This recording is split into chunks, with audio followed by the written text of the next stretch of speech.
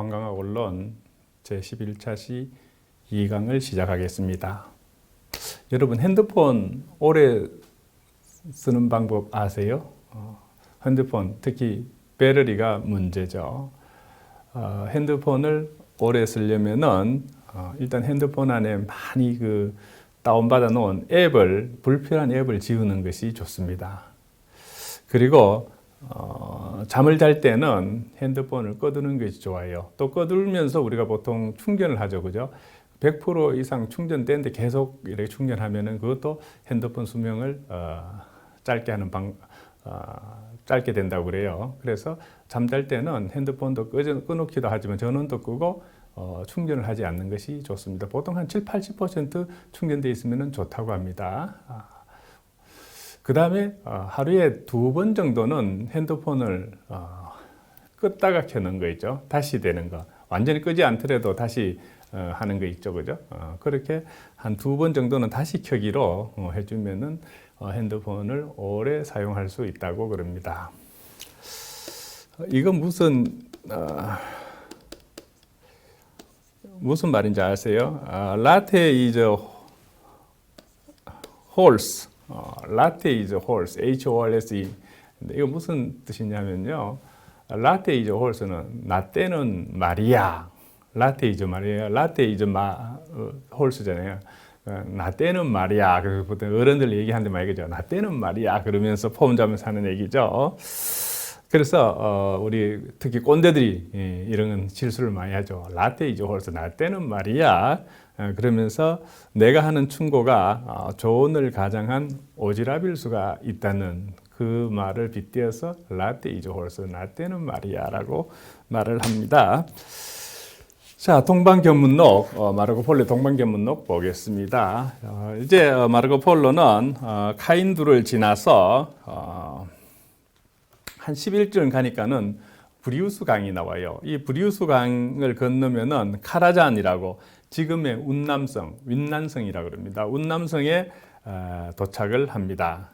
그런데 이 운남성에 들어가니까는 데칸의 아들 에센테무르가 군주로 다스리고 있었습니다. 거기서 다시 5일을 더 가니까는 야치라는 큰 도시가 나와요. 웅장한 도시, 야치. 지금은 곤명, 쿤밍이라고 그럽니다. 이 야치라는 그 당시에도 마르코 폴로 갈 때도 이 쿤밍은 아주 큰 대도시였습니다. 이 주민들을 보니까는 우상 숭배자들이 많고 또 네스토리우스파 기독교, 사라센가 이슬람 교도들이 있고 이 우상 숭배자들이 가장 비율이 많다고 그러니까 우상 숭배자들은 지금으로 보면 불교도를 아마 마르코 폴로는 그렇게 표현하고 있는 것 같습니다. 이 윈난성 가니까는 벼와 밀이 생산되고 있고 주로 쌀을 주식으로 먹고 있었습니다. 이미 이 사람들은 빵이 건강에 좋지 않다는 것을 알기 때문에 쌀을 주식으로 한다고 하고 있습니다. 또 조개 껍질 같은 것을 가지고 화폐로 사용하고 또 이 조개 껍질을 목걸이로도 사용하고 있습니다. 또 염전이 있는데 이 염전세를 데칸이 거두고 들어 있었습니다.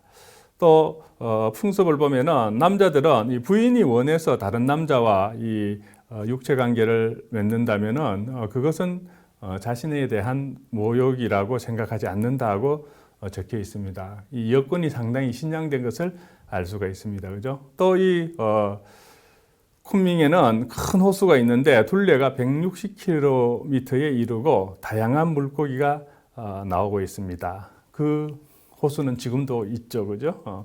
주민들은 닭과 양, 들소, 물소를 잡아서 날로 먹는다 그래요. 날로 먹어. 이미 그때도 코로나 바이러스가 어디 우한에서 나왔다고 이제 그런 말이 있는데 그때 그 우한의 그 시장에 그 야생 짐승을 날로 먹어서 생기지 않느냐 그런 얘기가 있었죠. 그래서 이미 윈난성에도 이렇게 날짐승을 이렇게 날로 먹는 그런 풍습이 그때도 있었다고 되어 있습니다. 그때는 이런 바이러스가 없었는지 모르겠습니다. 또 좀 지기가 높은 사람들은 고기를 잘게 썰어서 소금에 절여서 향료를 넣어서 먹는다고 되어 있습니다. 가난한 사람들은 고기를 잘게 썰어서 마늘즙에 담가 두었다가 먹는데 맛이 상당히 좋다고 마르코 폴로는 적고 있습니다. 또 인도에서 들여온 조개 껍질로 화폐를 사용하고 또 큰 뱀이 있는데 아마 악어 같습니다. 이 악어는 더위를 타서 낮에는 동굴에 있다가 밤에 이제 먹이를 찾아 먹고 또 물가에서 물을 마시고 다시 언덕으로 올라가는데 그 언덕으로 올라가는 길을 사람들이 봐두었다가 거기에 송판에다가 이 쇠창살을 박아서 거기 악어가 지나가는 길에 두면은 악어가 그걸 지나가면은 배가 이렇게 그 쇠창살에 찔려서 찢어지죠, 그죠? 그래서 즉사하게 된다고. 그래서 악어를 큰 뱀을 잡는 법을 여기서 얘기하고 있습니다. 또 이 카르단으로부터 서쪽으로 5일 정도를 가면은 카르단단이 나옵니다. 이 카르단단은 금이빨이라는 뜻, 금치. 현재 그 딸이 대리석이 나오는 대리라고 그러는데 우리는 그 딸이에 또 도착이 됩니다. 거기는 금과 조개 껍질을 화폐로 사용하고 있고 또 주민들은 이 금으로 이빨을 이렇게 입혀서 장식하는 그런 풍습이 있습니다. 또 사람들이 문신을 하는데 이 문신이 장식도 되지만은 품위가 있다고 생각을 했습니다. 또 여자가 아이를 낳으면은 여자는 바로 나와서 A를 씻어서 이 천에 사서 남편한테 주면은 남편이 그 아이를 안고 누워서 40일간을 돌보게 되어 있습니다. 그러면은 친척과 친구들이 그 아이와 남편을 즐겁게 해주고 또 집안일을 아내는 집안일을 돌보면서 침대에 있는 남편에게 음식을 갖다 주고 또 때가 되면은 젖을 먹이는 일을 하고 있습니다. 또 주민들은 생고기와 쌀밥을 함께 먹고 술의 품질이 상당히 좋다고 나와 있습니다. 또 여기에는 우상은 없는데 집안의 장자나 조상을 숭배하고 있습니다. 또 신분 높은 사람들이 병이 나면은 이 제사용품을 그 무당한테 보내서 그 무당이 이제 그 제사용품들을 가지고 막 춤을 추고 노래하면서 막 이렇게 합니다. 그러면은 한 무당한테 그 신이 들어가면은 그 무당한테 물어봅니다. 이거 병의 원인이 뭐고 어떻게 치료하면 되냐고 이렇게 물어보고 있습니다. 그러면은 이 무당은 신의 그 심기를 불편하게 해서 이렇게 됐다 그러고 만약에 나을 가능성이 있으면은 검은 양을 잡아서 신께 제사를 지내라고 합니다. 만약에 병자가 죽으면은 무당들은 신에게 물건을 올리는 사람이 신에게 바치기도 전에 음식을 미리 먹어버려서 의식이 완전히 실패했다고 그래서 책망하면서 이 마귀와 무당들이 이 주민들을 희롱하고 있다고 이렇게 마르코 폴로는 적고 있습니다. 자, 아프리카 견문로 이집트 편 보겠습니다. 자, 수에즈 운하와 중동 전쟁 그리고 소련의 개입. 이거 무슨 관계가 있을까? 하여튼 이런 이집트가 그러니까 댐이 이 나일강에 아스완 로댐이 있고 하이댐이 있고 또 지중해와 홍해를 잇는 수에즈 운하가 있어요. 지중해에서 인도를 가려면은 저쪽에서 대서양을 거쳐서 다시 아프리카 희망봉을 돌아서 인도양으로 해갖고 인도로 가야 되지 않습니까? 그런데 수에즈 운하가 개통됨으로 인해서 바로 지브롤터 해협으로 지중해를 들어가고 바로 수에즈 운하를 통해서 홍해로 빠지면은 인도양으로 나갈 수가 있죠. 그래서 그런 이 교통요 충지에 우리가 이집트가 자리 잡고 있습니다. 근데 아스완 댐은 1800년대 후반에 영국에서 차관을 들여와서 아스완 로댐, 댐이 두 개라 그랬으니까 로댐을 건설했습니다. 로댐은 하류에 있다는 얘기예요. 하이댐은 상류에 있다는 얘기고 당시에 전문가들이 문제가 있는 댐이라고 얘기했어요. 그런데 뭐야 50년 동안 1948년까지는 아무 문제가 없었어요. 그런데 1948년 대홍수가 나니까는 완전히 카이로에 있는 기자 지역에 있는 그 피라미드인 데까지도 물이 차갖고 그런 적이 있었어요. 그래서 이거 안 되겠구나. 그래서 나세르 대통령이 하이댐을 건설을 했어요. 그러니까 상류 쪽으로 와서 아스완 쪽에서 건설을 했다는 얘기죠. 이집트는 1922년인가요? 그 영국으로부터 독립을 했어요. 그리고 영국과 미국으로부터 돈을 빌리기로 해서 아스완 하이댐을 짓고 있었어요. 그런데 미국이 갑자기 돈을 안 빌려주겠다는 겁니다. 그 왜 돈을 갑자기 안 빌려줘? 이거 댐을 지어야 되는데. 그런데 이 영국에서 독립하고 나서 이 프랑스하고부터 돈을 많이 받았었는데, 그런데 이집트는 별로 발전을 안 했어요. 그래서 미국이 딱 이걸 자금 흐름을 추적해 보니까는 이 집권자들이 돈은 서방에서 받고 이 돈을 자기 군의 권력을 강화하기 위해서 소련으로부터 엄청난 무기를 구입하는 데 쓰고 있다는, 그래서 미국이 돈을 안 빌려준다 그랬어요. 그래서 나세르 입장에서는 난감하죠. 공사는 시작했는데 돈은 계속 필요한데. 그래서 영국한테, 미국이 돈 안 빌려주는데 영국한테 화풀이를 했죠. 영국으로 독립을 했는데 우리도 일본으로도 독립하고 그 배상금 65년도에 받았죠, 그죠? 그래서 나세르 대통령이 수에즈 운하를 국유화선을 해버립니다. 원래 수에즈 운하는 이 지중해와 홍해를 뚫어놓은 건데, 그걸 때문에 이제 인도양, 저 희망봉 아프리카를 거치지 않고 바로 갈 수 있었기 때문에 이 진짜 수에즈 운하는 꼭 필요했어요. 그러나 그걸 개통하게 되면은 이집트를 쉽게 침공할 수 있을까? 그래서 파라오들도 그거를 상당히 많이 뚫어놨습니다. 개통 직전에 안 하기로 했어요. 그러니까는 사실 수에즈 운하는 기존에 파라오들도 이걸 뚫으려고 했기 때문에 거기다가 이제 막무리만 했다고 보면은 되겠습니다. 그래서 1869년도에 수에즈 운하가 개통이 되었어요. 그때 개통 연주곡으로 베르디의 아이다가 사실은 축하곡이 될 뻔했는데 작곡이 늦어져서 대신에 베르디의 리코레토가 그때 연주되었습니다. 그리고 이 아이다는 그 나중에 2년 뒤에 우리나라 같으면 예술의 전당에 해당하는 카이로 국립극장 오픈식에 초연되었습니다. 아이다. 그 내용은 보면은 그 이집트 그 장군하고 그 누비아 지역, 아스완댐에서 좀 더 가면 누비아 옛날 그 전통 부족이 있어요. 그 여인과 그 로맨스예요. 그 얘기인데, 하여튼 이 수에즈 운하 건설에 이집트 노동자들이 많이 희생이 됐죠. 그 이후에 가면 이제 파나마 운하가 있어요.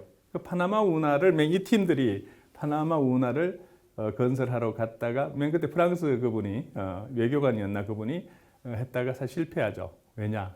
말라리아 모기 때문에. 자, 그건 또 나중에 보기로 하고. 자, 이 수에즈 운하가 99년간 공동 프랑스와 이집트 공동 소유하면서 하기로 했는데 100년째 넘겨주기로 했는데 나세르가 사실은 그걸 국유화해 버린 거죠, 그죠? 그래서 이 프랑스가 사실은 그 모든 지원을 해줬는데 프랑스도 경제가 악화되니까는 그 돈을 못 대갖고 대신 끌어들인 게 영국입니다. 영국한테 좀 도와달라고 그랬더니 영국은 또 이 로스차일드, 지난번에 로스차일드 얘기했죠, 그죠? 가문을 거기에 금융회사를 들여와갖고 영국 정부가 보증을. 로스차일드는 한다면 돈 좀 빌려줘, 이것 좀 하겠어. 그러면 뭐라 그러냐, 두 자로 담보 그랬어요. 담보. 그러면 우리 영국 정부가 쓸게 오케이. 그리고 주식 53%를 받아서 로스차일드가 아이도 상당히 돈을 많이 벌었을 겁니다. 이 로스차일드는 유대인의 그 자본이지 않습니까? 그때 얘기했죠. 이스라엘 건국에도 상당한 기여를 했고, 로스차일드 이 가문이. 어찌됐거나 그 전까지 프랑스가 한 90년간 운영했으니까 뭐 괜찮게 돈도 벌었을 겁니다. 그래서 이제 프랑스와 영국이 이렇게 수에즈 운하를 들고 나세르 대통령과 상당한 문제도 있었다가 국유화를 선언해 버리니까는 사실은 영국과 프랑스는 나치르 대통령으로부터 한 방 먹은 거죠. 그때 이 사람들이 머리를 썼어요. 야, 나세르 저거 손 좀 보자. 그래갖고 이스라엘을 끌어들입니다. 왜 이스라엘 끌어들였냐면은 그래도 프랑스와 영국이 그래도 체면있죠. 세계 최강국이 그 이집트를 이렇게 바로 공격하면은 그 우선거리가 되기 때문에 이스라엘을 끌어들입니다. 야, 이스라엘 너 시나이 반도 갖고 싶지 않냐? 그게 당연히 시나이 반도 갖고 싶죠. 그럼 맨날 몇 시에 시나이 반도 공격해. 우리가 뒤에서 도와줄게. 그래가지고 중동 전쟁이 또 벌어지는 거죠. 그래서 이스라엘 비행기가 6대가 이집트를 선제 공격합니다. 이집트를 초토화시켜 버려요. 야, 그러니까 영국과 프랑스는 야, 그 수에즈 운하 이전까지만 하라고 그랬는데 오히려 완전 초토화시켜 버리니까는 오히려 프랑스와 영국이 상당히 놀랐습니다. 그래서 이집트는 급히 서방국한테 영국과 프랑스가 서방 대표국 아닙니까? 손 내밀 때는 소련밖에 없죠. 소련에다가 도와달라고 그러니까는 소련제 무기를 대량으로 대해줍니다. 물론 팔았죠. 그래서 소련이 개입하게 됩니다. 그러니까 소련이 이제 영국에다 대고 이집트에서 너희들 안 가면 핵을 쏘겠다 그럽니다. 그러니까 영국이 갑자기 핵무기는 없으니까 이거 어떡하지? 그래서 미국한테 도와달라고 그럽니다. 그러니까 미국은 야, 우리까지 왜 끌어들이느냐? 안 돼. 그런데 그러니까 영국이 다시 또 영국 총리가 미국과 영국은 아주 막역한 관계지 않습니까? 그죠? 다시 또 사정을 합니다. 그러니까 그럼 알았다. 우리 유엔군을 그 주둔시킬게. 수에즈 운하에 파견시켰습니다. 아마 이게 유엔군이 우리 6.25 때 처음으로 48년도에 결성돼 갖고 50년대 우리 6.25 때 우리 한국을 도와줬고 두 번째가 이게 개입이 아닌가 싶습니다. 그리고 이 유엔군이 거기 와서 딱 수에즈 운하 지키니까는 졸지에 소련하고 물러갔어요. 그래서 영국과 프랑스는 이 미국과 유엔을 등에 업고 이 분쟁에서 사실은 승리하게 되죠. 그 전에도 쿠바 암살된 케네디 대통령 때 있었죠. 그 때문에 미국과 소련이 대치했죠. 케네디가 대담하게 알았어. 아니면 우리도 할 거야. 그래갖고 소련이 물러갔죠. 그리고 이 소련이 그때는 최강국이었는데 1990년 초에 바로 해체되었죠. 그죠? 이런 이 이집트에서 아스완 댐, 또 수에즈 운하, 그걸 해서 영국과 프랑스, 미국, 소련이 같이 이렇게 얽혀서 그렇게 갔었습니다. 에듀테인먼트 시간입니다. 이번 시간에는 제가 마술 모자를 하나 갖고 왔어요. 이렇게 쓰면 마술사 같습니까?